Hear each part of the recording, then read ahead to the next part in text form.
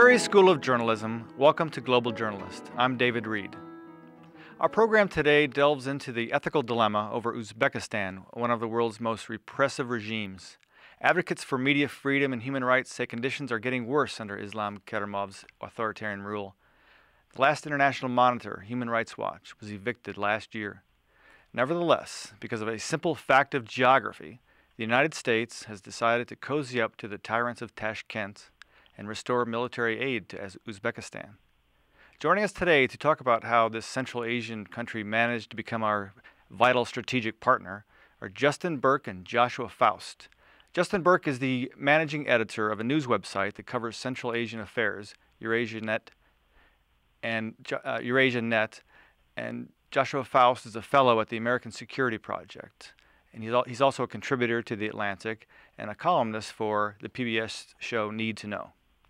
We'll also hear portions of a recorded interview with the founder and editor of an Uzbek website, Danil Kislov. Uzbekistan, to get a bearing on this, Uzbekistan shares borders with Kazakhstan to the west and to the north, Kyrgyzstan. Tajikistan is to the east, and Afghanistan and Turkmenistan are to the south. More to the point is the fact that their southern neighbor Afghanistan is, of course, in the middle of a war. So, Justin, could you briefly summarize why geography and geopolitics have made this former Soviet republic so important to the U.S. and its allies? Well, first of all, I'd like to say thank you for having me and to talk to Uzbekistan's importance. Uzbekistan is in the center of Central Asia. And most importantly, it has a very well-developed or a relatively well-developed rail network. This makes it important for the American military because the Pentagon is now preoccupied with finding reliable routes to get supplies into the troops fighting in Afghanistan, both American and NATO troops. And Uzbekistan has a rail bridge at a city called Termez, through which much of the traffic now passes through supplies, go and get to Afghanistan.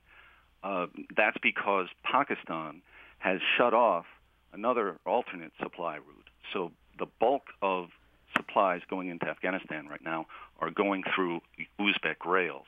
There's also some air traffic, but Uzbekistan now is very, very important for the American war effort. Right.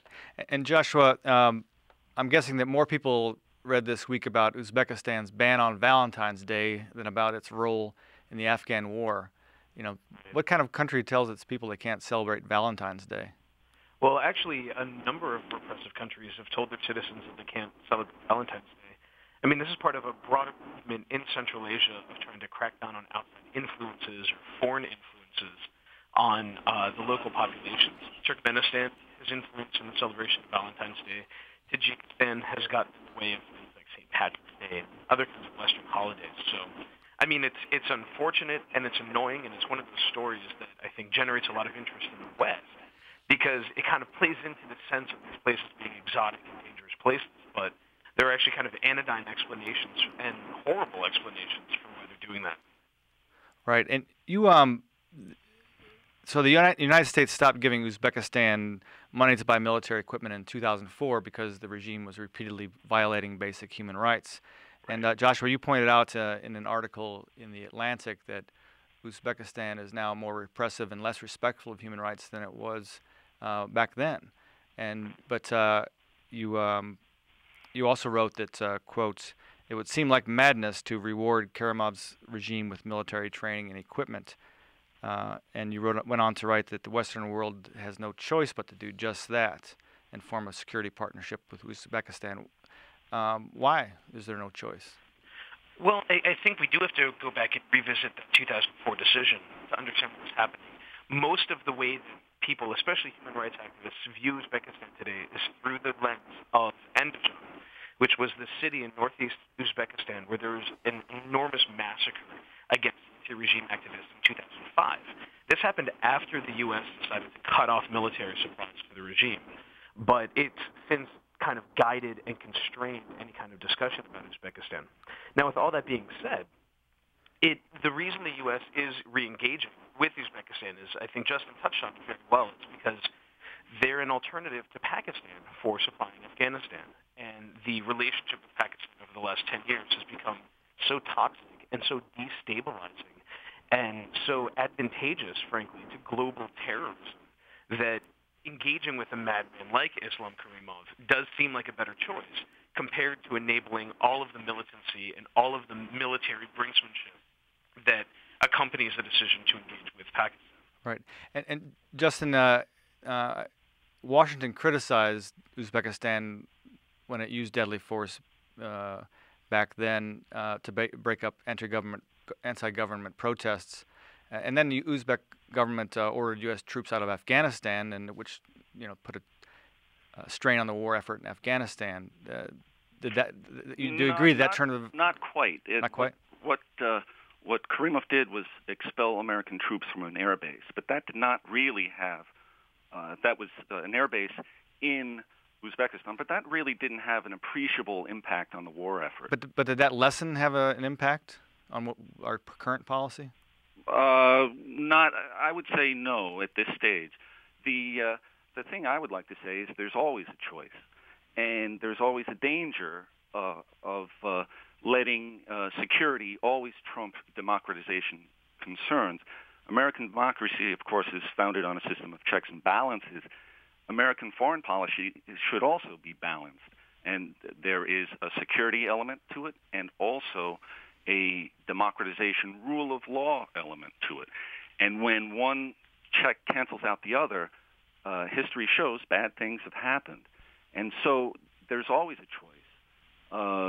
We are basically right now soft-pedaling democratization concerns, fearful that if we raise issues, Karimov will, the president, Islam Karimov, will again try to kick us out like he did in 2005.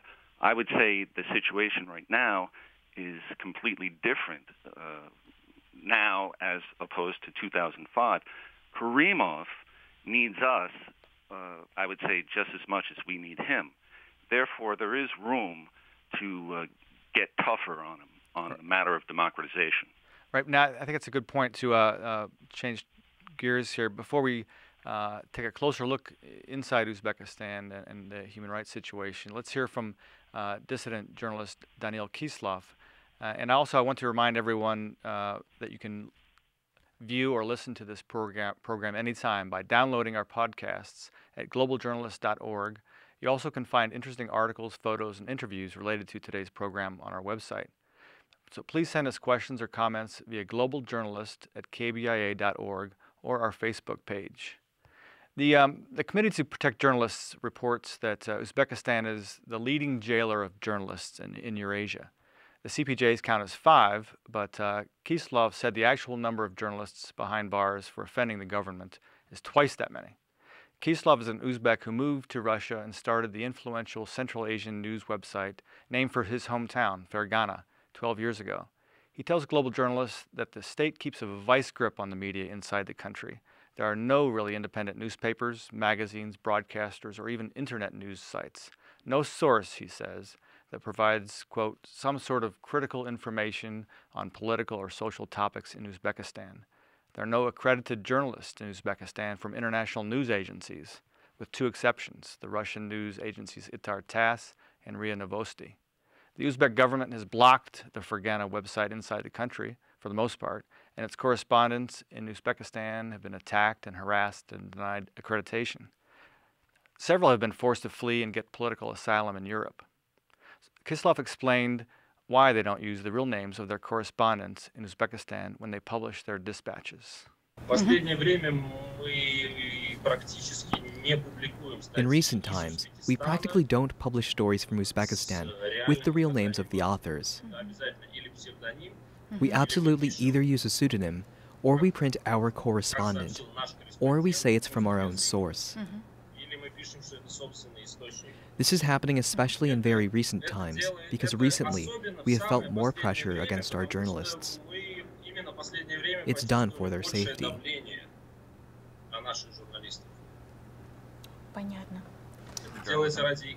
Oh, I'm sorry.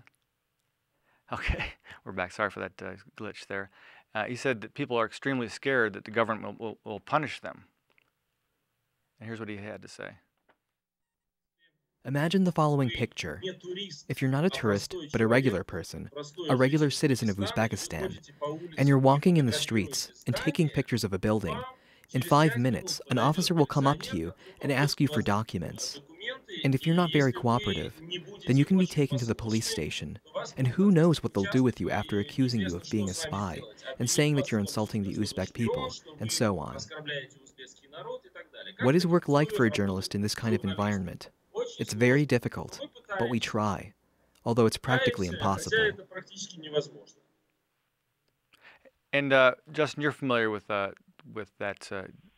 Kislov's work and the Fergana website. Could you discuss a little bit about the importance of that news outlet? Well, there are many, many websites that are blocked in Uzbekistan, and his is one of the most important for getting information out to the broader public because he has a well-developed network of reporters inside the country who are taking tremendous risks to get that information out.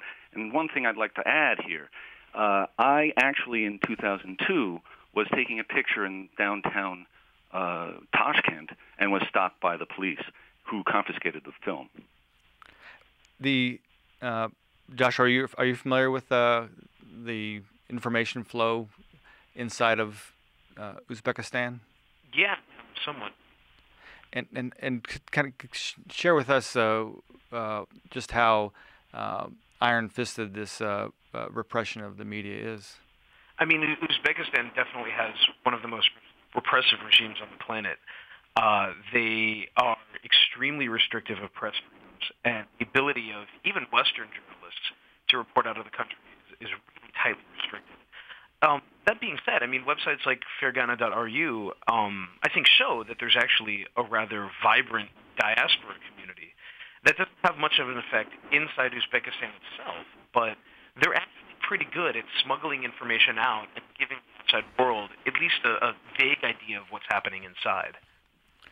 And Justin, let's talk about the economics a bit. GM has a huge auto plant in Uzbekistan, and now they've just opened up another engine assembly plant. My count was about 7,000 workers. Is that about right employed by GM in Uzbekistan? Yes, that sounds about right. But basically, Uzbekistan is a kleptocracy. It's a country where President Karimov, along with his friends, family members, and cronies, are treating the state treasury like a personal ATM, and they're monopolizing opportunity. Karimov's government has absolutely stifled completely the entrepreneurial spirit of small business entrepreneurs. It's very difficult now for an enterprising and resourceful Uzbek to start some sort of business endeavor and to encounter success. As soon as that enterprise becomes known to officials, it has a tendency to be, I guess, sucked dry by corruption. Now, another important fact to keep in mind is that tens of thousands, maybe hundreds of thousands of Uzbeks are labor migrants. There's not enough employment in the country, and they go abroad. They even go to Kazakhstan to find work in order to feed their families. And tell us about the annual conscription of children into Uzbekistan's cotton fields. Well, that's a long-standing Soviet tradition. That's not necessarily something new that the Uzbek leadership has invented. Basically, at harvest time and during the planting season, in school-age children, high school students, but some reportedly as young as 9, 7, are essentially drafted into labor battalions to go pick cotton. And they spend however long it takes, weeks, sometimes maybe even 2 months, depending on the level of the harvest. They spend it, instead of in a classroom, they spend it in the fields picking cotton, which is one of the major exports for Uzbekistan. It's a very important foreign currency earner for Uzbekistan. I believe Uzbekistan is the world's 5th largest cotton producer. So that and natural gas exports really keep the Uzbek economy afloat. There is absolutely no spirit of entrepreneurship in Uzbekistan right now. There's no middle class, no small business community, really.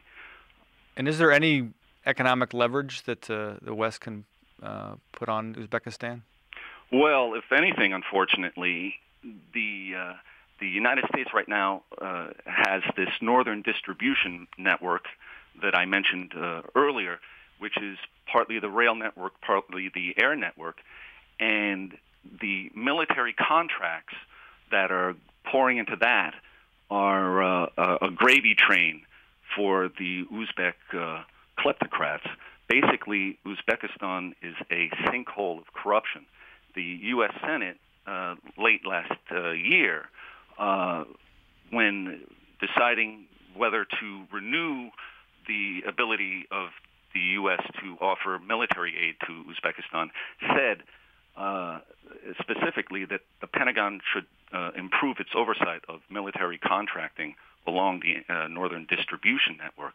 And basically, the risk is that the current policy, which is basically a lack of oversight for military contracting, is helping to suck any sense of hope about the future out of the Uzbek people, because it is merely enriching the elite and encouraging the leadership to act with impunity. And Joshua, are your reporters in the field finding a similar situation? Well, I mean, I don't really have reporters in the field about that. Well, Joshua Kuchera in his blog has written a good bit about this. Yeah, I mean, the challenge in talking about, especially Uzbek's cotton industry, is that right now 60 countries, including the entire EU and the United States, are exercising a boycott on Uzbek cotton. But while they've been doing that, and this was actually something EurasiaNet reported, Russia, China, and India increased the amount of cotton that they're buying from Uzbekistan. So it's sending more money into their economy than ever before. So there are a lot of questions about how to actually begin addressing that kind of an economic disparity. I mean, I'm not interested in really defending the military's conduct in contracting, because they do have real serious issues with oversight and control. I think this gets back, though, at the point Justin made earlier when he was saying that the U.S. always has a choice. The problem with Uzbekistan is that there aren't a lot of choices. I mean, the only choice that the U.S. military, but then also, I mean, it's the government as a whole, has in its region is either using Uzbekistan to try to wind down the war in Afghanistan, or using Pakistan to try to wind down the war in Afghanistan. The last 10 years of using Pakistan has resulted in an explosion of instability in a nuclear-armed state. It's resulted in this dramatic expansion of militancy, untold thousands of people butchered in the streets by terrorists. And I think when U.S. policymakers look at the choice of either going through Pakistan or accepting the costs of a temporary engagement with Uzbekistan, they think Uzbekistan offers a less bad deal, and that's kind of what they're stuck with. So, I mean, while all of these bad things do happen, and they need to be of concern, they need to be highlighted and constantly brought up as a cost of engagement, I'm really at a loss as to what other options they have. Yeah. Let's talk a bit about the threats of Islamic militants inside Uzbekistan. President Kadyrov said in a speech recently that the departure of U.S. and coalition troops from Afghanistan in 2014 will bring about, what he said, an increased threat of the expansion of terrorists and extremist activities, increased tension and confrontation, and that might create a permanent source of instability here. Justin, what do you make of those remarks, and what's the subtext, do you think? Well, it's blatant hype to justify his own repressive policies. I can point to an episode late last year in which there was an explosion on a rail bridge connecting Uzbekistan to Tajikistan, and Karimov and the Uzbek government basically indicated that it was Islamic radicals who were responsible. Yet my website had a reporter who managed to get an eyewitness view of the bridge, and it seemed that it was done in such a way as to disable it and not actually destroy it. And it would seem then that the Uzbeks themselves blew it up, and basically because they're mad at Tajikistan's government, because the Tajik government wants to build a dam that threatens to restrict water supplies that are needed for Uzbek cotton. And so it was a coercive effort to strong-arm the Tajiks into backing off the dam plan. More broadly, Islamic radicalism is definitely a concern, but the real source is the dire economic situation in Uzbekistan right now. If people have no hope about the future, they're going to look for simple solutions. And Islamic radicals are offering simple solutions to people's problems right now. All right. Let's look forward then about what happens when the Afghan war ends. Joshua, what do you think? Look in the future and give us a prediction on what the dynamics are going to be after we don't have to use this supply route. Yeah, I think that's actually the big question right now. I mean, the concern about Islamic radicalization, I don't think really can be written off the way that Justin writes it off. Karimov is probably overstating the problem, but Uzbekistan isn't the only country in Central Asia that's expressed a concern about this. Russia has, China has, India has, Pakistan has, even Iran has wondered about the destabilizing effects of a precipitous U.S. withdrawal from Afghanistan. I think we can't forget the fact that in the late 90s, the primary source of transnational terrorism in Central Asia was Uzbek. It was the Islamic movement of Uzbekistan. They're still active in northern Afghanistan. They still haven't abandoned their publicly stated goals to overthrow the Karimov regime. So we can't just discount this as being impossible to happen. I think we can try to contextualize this and see what the actual threat is. It's not the end of the world. It's not going to be catastrophic, but there is definitely a threat, and I'd say a likely threat of increased violence. There are also other secondary effects that are going to come from the U.S. Withdrawal. I think the economic picture is a very interesting one. Right now, a vast majority of Afghanistan's economy is dependent on U.S. and international spending. In a recent Senate Foreign Relations Committee report, they said something like 97% of Afghanistan's economy ultimately comes down to payments by the international community. As that winds down, you're going to see an enormous economic crash in Afghanistan. You're going to see the same thing happening, frankly, in Uzbekistan, to a lesser extent in Tajikistan, Kyrgyzstan, and Kazakhstan, as the U.S. stops paying so much money for transit fees and for access to these countries. That's also going to have substantial economic ripples that are going to have some kind of political effect in the area. I don't think we have a good handle of what those are going to be, aside from the fact that they will probably be major, but that they also probably won't be regime-shattering, because very little seems to actually shatter these regimes. But I think looking at the idea of how this is going to be affecting instability, and especially driving political instability, is a very, very interesting one. Justin, what kind of money are we talking about? I know that our aid for non-military items is about $12 million annually. What kind of money are we talking about with the military supply route coming through there? Well, we've been able to, through our investigatory work, to determine that we're talking about $500 million. But the Pentagon won't say where it's going. They won't break it down by country. So we don't know, for example, how much Uzbekistan is reaping, but it's likely the lion's share of that amount. It's enough to keep the Uzbek government happy for a long, long time. If I could peer into the crystal ball and take a look down the road after 2014, I worry that Islam Karimov may become the new Anastasio Somoza, who is the Nicaraguan dictator in the 1970s in Latin America. Now, I am not downplaying the threat of Islamic radicalism. What I'm saying is that the government itself is enhancing the threat through its economic policies, that with sounder economic policies, the threat would be minimized. But to follow on the Nicaraguan example, back in the 1970s, of course, we were fighting the Cold War and were interested in containing communism in the Caribbean and in Latin America. So we backed Somoza, who was a thuggish dictator just like Karimov. And that set off a chain of events that led to the Sandinista revolt that culminated actually with the Iran-Contra scandal. And our unqualified support for a dictator in Nicaragua brought on the very thing that we were trying to prevent, which was the spread of communism.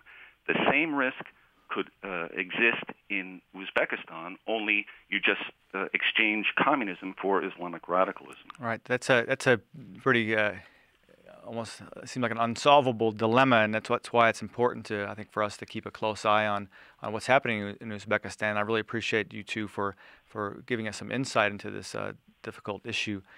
We've come to the end of this week's edition of Global Journalist, produced by the Reynolds Journalism Institute and the Missouri School of Journalism. Joining us today were Justin Burke. He's the managing editor of a news website that covers Central Asian affairs, EurasiaNet. Joshua Foust is a fellow at the American Security Project and also a contributor to The Atlantic and a columnist for PBS Need to Know. So, Global Journalist is directed by Travis McMillan, audio by Pat Akers. Raymond Tungakar is our executive producer. Donovan Ferguson was our lead producer, assisted by Allison Pasek. Now, stay tuned for Free Press Watch.